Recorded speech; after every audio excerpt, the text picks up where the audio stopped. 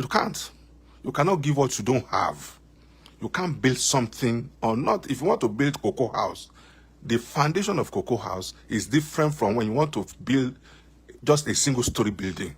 The foundation of a single-story building is quite different from when you want to build 6-story building. Engineers are not foolish. There's some type of iron they will recommend for you. Structural engineers are not that stupid. There are some kind of iron you are going to use, iron rod you are going to use for a 6-story building. It will be different from when you are building just one single-story building because of the load that will be on that iron. So, Bola Ahmed Tinubu, permit me to use that language. I'm used to calling Bola Ahmed Tinubu. And he's not even the president of Nigeria until when the tribunal will give the final judgment.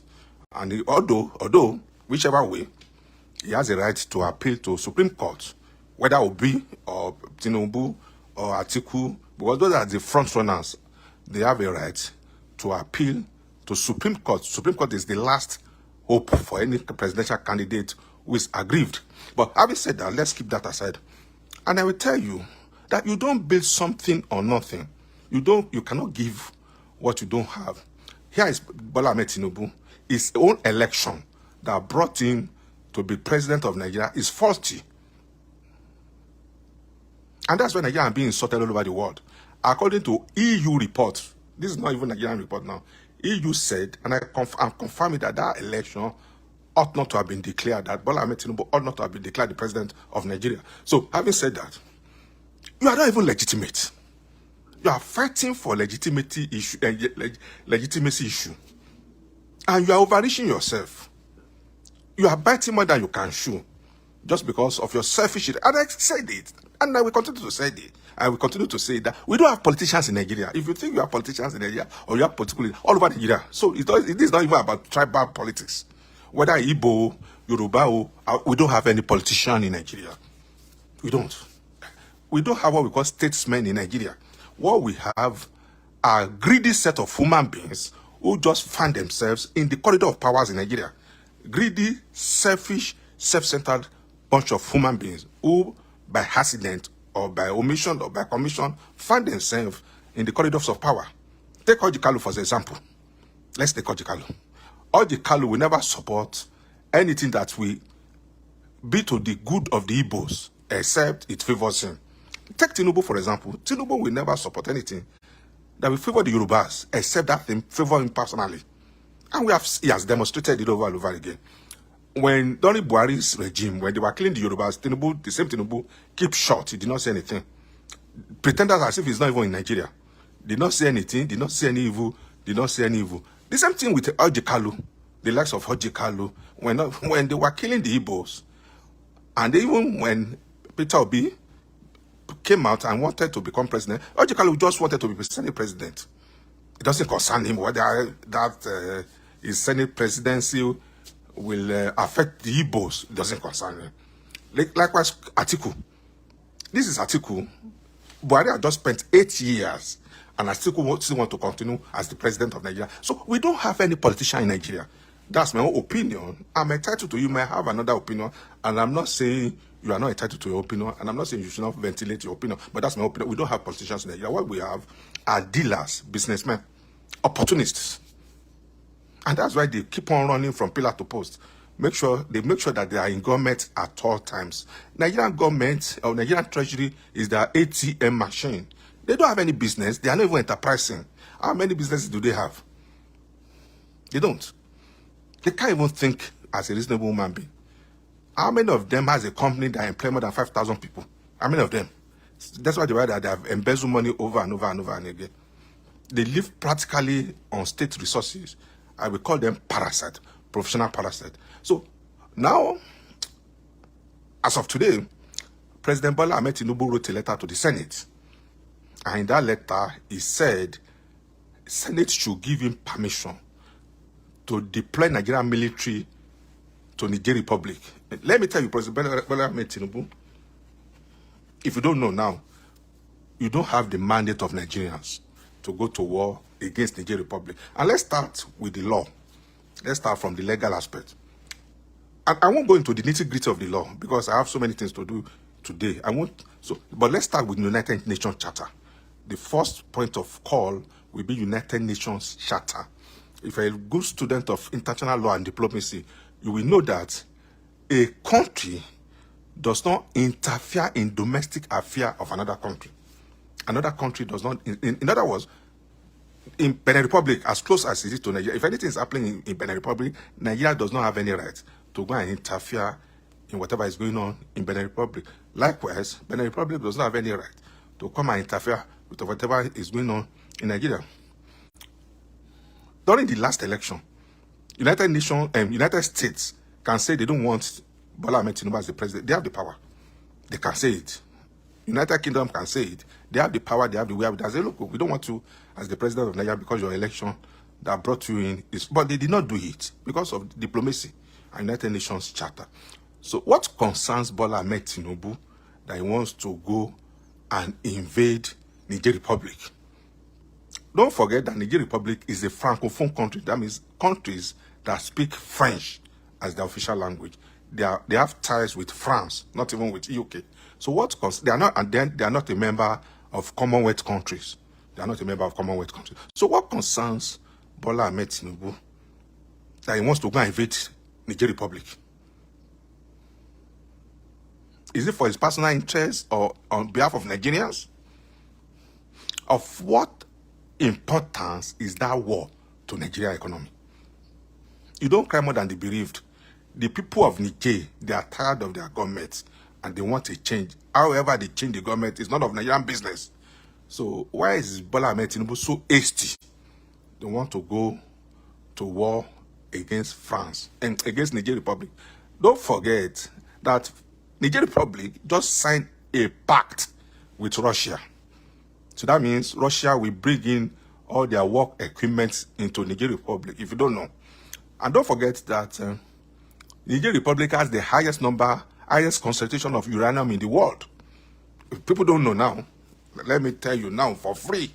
Niger Republic has the highest concentration of uranium in the world. Then there's another mineral resources. I forgot the name of that mineral resources that they have in Niger Republic, and they are the leading producer of that mineral resources in the whole world. That mineral resources they use is for nuclear power.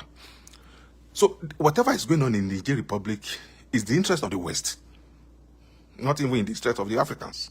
So I don't know why Bola Ahmed Tinubu will now want to fight a proxy war. I call it proxy war. Okay. Whatever is going on in Niger Republic does not concern Nigerians. Though they are our neighbors, they are even Francophone country. I agree that we are also in the same ECOWAS, but they are Francophone countries. They are not members of Commonwealth country. They don't belong to Commonwealth. The only place we can meet is ECOWAS or African Union or United Nations, but they are not even member of the Commonwealth countries. So if the people of Niger are happy with the new government, what is Bola Ahmed Tinubu's business saying no? You yourself that wants to go and remove the log in another man's eyes, there's a speck in your own eyes. Let me say it again. You want to go and remove, somebody has a log in his own eyes, but you that want to go and remove it, that's what we call speck that will not allow you to see. You want to go and remove a log from another man's eyes. So he has written a letter to the Senate. And I know the Nigerian Senate, they are a rubber stamp Senate. Once they give them money, they will approve anything, whether it's reasonable or it's not reasonable. So he has written a letter to the Senate so that Senate will give him the power to deploy Nigerian military to Niger Republic. This is the same Nigerian military that cannot defeat Boko Haram. Ordinary Boko Haram, they can't defeat it. Ordinary Boko Haram. The same Nigerian military that cannot even deploy and defeat IPOB. What was this? Military wing of IPOB. ESN. I don't know what they call it. ESN. The military wing of IPOB. They can't defeat them in the east. They cannot defeat Boko Haram. They now want to go to Niger Republic, where France and where Putin just signed a defense pact, not only with Niger Republic. Putin signed a defense pact with 44 African countries. 44 African countries. So And that's why Tinubu wants to go and fight a war. Don't you know that if you fight in the Niger Republic, indirectly you are fighting Russia? So, when Nigerian army that cannot defeat Boko Haram, they now want to go and fight, in quote, Russian army.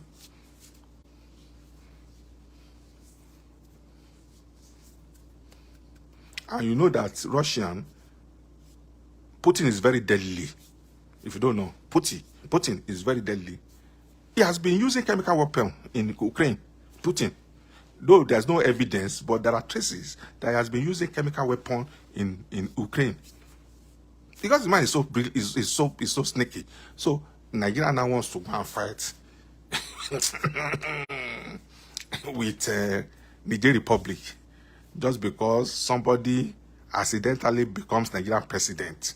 He has presidential power. He doesn't know what to do with it. It's illegitimate. He's trying to cover his illegitimacy. Because whatever Tinubu is doing now, he wants to impress the West. Whatever he's doing, it's not in the interest of Nigeria. It's because of his own personal selfish interest. He wants to impress the West. That's whatever Tinubu is doing. Now, Tinubu, I'm saying it now. They will say I'm foolish. Please give me a minute. Tinubu, I'm saying it loud and clear now. You might say I'm foolish. You might even say I'm a fake lawyer. You might say I don't know what I'm saying. You might say I'm looking for popularity. Don't go into that war. I won't say more than that. If you go into that war, that will be the end of your regime. Whether legitimate or illegitimate. That's the end of your regime. And if you're not careful, that war will consume you and greedy politicians in Nigeria. I'm telling you, I swear to God Almighty, if you go into that war in Niger Republic, against Niger Republic, that is the war that will consume you and all your greedy politicians in Nigeria. So mark my words, write today's date down. Write today's date down. Let me say it again, no, write today's date down. Put my name on it. I'm not a prophet, so write today's date down, put my name on it. If you go into that war against Niger Republic, that, number one, that will be the end of your government. Number two, at a stage, Nigerians will turn against you, physically. And your greedy politicians, your set of foolish politicians, bunch of bastards who call themselves politicians in Nigeria, Nigeria will turn against all of you. Parasitic set of leaders. Permit me to use that language because they are bastard. They behave like bastard. You don't go and fight a war that doesn't have direct nexus with you. You don't go and fight a war that does not concern you. You don't go and fight a war just because of your selfish interest. Tinubu has always been known to pursue his own selfish interest above any other interest. He did it in Lagos. He has done it over and over again. Whatever he's doing in Lagos is for his personal interest. Luckily or unluckily for him, he's now the president of Nigeria. He wants to go and fight another selfish interest war. So, I don't live in Nigeria. If you like, curse me. If you like, you can say I'm saying rubbish. People that live in Nigeria, you people that live in Nigeria will be the first casualty of the war. When Russia will deploy their MiG fighter jets against Nigeria, when Russia will declare and will deploy their drones against Nigerians, I won't be in Nigeria. Trust me. So don't think this one is saying rubbish. He doesn't know what he can say. He doesn't know what he's saying. This one is trying to look for popularity. Go and want Tinubu. Yoruba Bass, go and want Tinubu. He should not dare it. Oh, fellow John, be tea or what in a car. Tinubu fellow John. You see, Tinubu think everybody is foolish. Just because Nigerians are foolish and gullible, he thinks every other people, Tinubu, as you see him, I've studied Tinubu. I have a whole book on Tinubu. I'm not making mad. I've studied him for over 1 year. Tinubu thinks he's smarter than everybody. Don't carry your foolishness to Niger Republic. You will know that you are not smart. If you go to Niger Republic, I dare you, if you go to the Niger Republic, you now know that you are the most foolish human being on earth. You have been doing it for a long time, Tinubu, and you are getting away with it. This time around, I think God wants to visit you with vengeance. So go to Niger Republic. At a point, this is what will happen. At a point in time, Nigerians themselves, Nigerian masses, will revolt and attack you physically. And all those your foolish politicians that call yourself politicians that you are parading about and say you are political leaders, all of you are thieves. I said it, and I said, I'm not hiding my face. So, Olalekan Olarewaju is my name. All of you are thieves. All of you who call yourself Nigerian politicians, you are thieves. What kind of business are you doing? What have you contributed to the economy of Nigeria? That all of you are riding Rolls Royce, Range Rover. Your children are riding Rolls Royce. Your children are going to the best school in the world. Is it from the money you are making as government officials? So your greediness will push you into a journey of no return. Quote me. You can't do it. My name is Olari. You cannot do anything for me. I'm not making mouth. Nobody can do any. As far as I'm saying the truth, I've never taken a kobo from anybody. Nobody on this earth, no politician can say he has given me 1 single cent. So I'm saying it now. Nigerians better go and warn your Tinubu. Because it's even a disgrace to we Yorubas. But Yorubas go and warn him now.